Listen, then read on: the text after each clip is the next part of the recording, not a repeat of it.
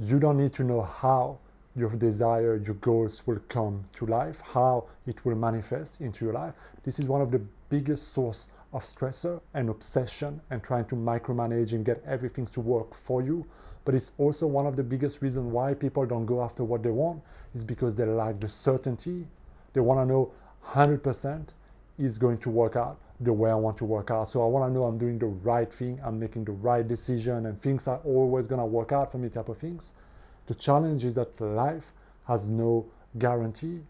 Whatever it is that you're doing in your life, it may work out perfectly or you may completely miss out. So the future holds no guarantee, but what decides what you actually create is who you're being, how you're thinking, how you're showing up, the actions you're taking. Can you align your mind, your energy? Can you visualize those goals? Can you live them and act on them? Show up in that way with the right energy and the right attitude and trust. This is why faith here is so important, to know that, okay, I don't need to know how things will unfold, but I know that every single step of the way will be shown to me. I might get an idea, I can meet somebody, something will happen that will show me the next step.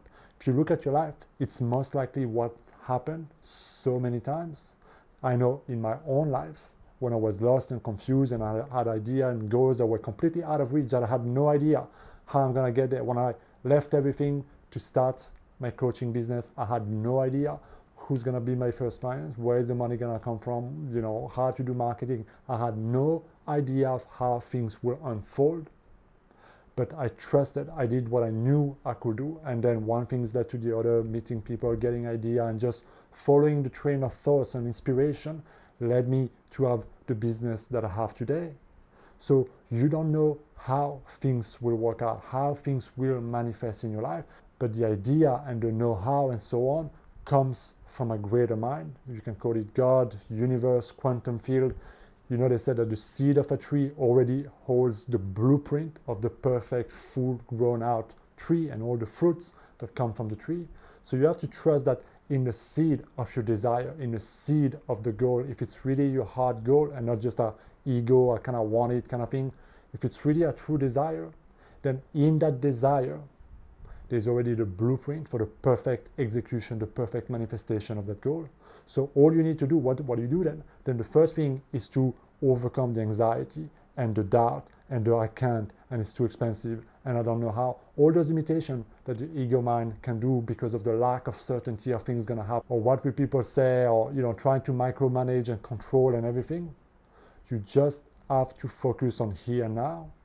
How can I condition myself, my mind, to visualization, to gratitude, to affirmation, right? Conditioning your mind, planting that seed deep in your subconscious mind. Because remember, the conscious mind is the goal setter. The subconscious mind is actually what will take you there. Because if the mind is like a GPS, if you can put that destination deep in your mind will create the best route. And over time, every turn will be given to you. You might feel a strong urge to talk to a person. You might receive an invitation. You might meet somebody. You might get just a spark of an idea. You might get the whole thing, that whole insight. This is what happened to the Harry Potter woman, right? She was in a subway, broke, with a kid, figuring out how I'm going to freaking pay my bills. And then boom, all of a sudden, the whole Harry Potter things came up. It's like all of a sudden, all she had to do is just start freaking writing.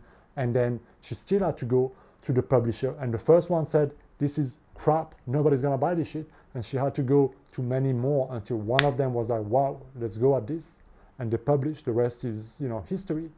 So you have to have faith, because according to your faith, so will be done unto you.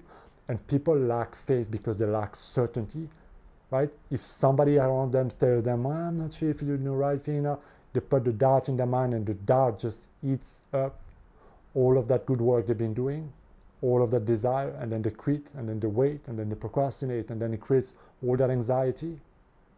You will never have 100% certainty that you're doing the right thing. You'll never have 100% certainty that it will work out and manifest, even though you've done everything right, even though you took all the action and set up everything. Maybe the best thing that could happen for you is that it doesn't work out, and then something greater happens. So you have to realize that the seed that you plant already holds the blueprint that you really desire. And this is where you have to trust something greater, your higher self, whatever you want to call it. If you really want it, set your mind, set that intention, visualize it, embody it, become that person, think and act as if you're already that person. Do what you can today. One step a day will take you a long way, but stop obsessing on the how, because obsessing on the how will only make you overwhelmed, anxious, and depressed.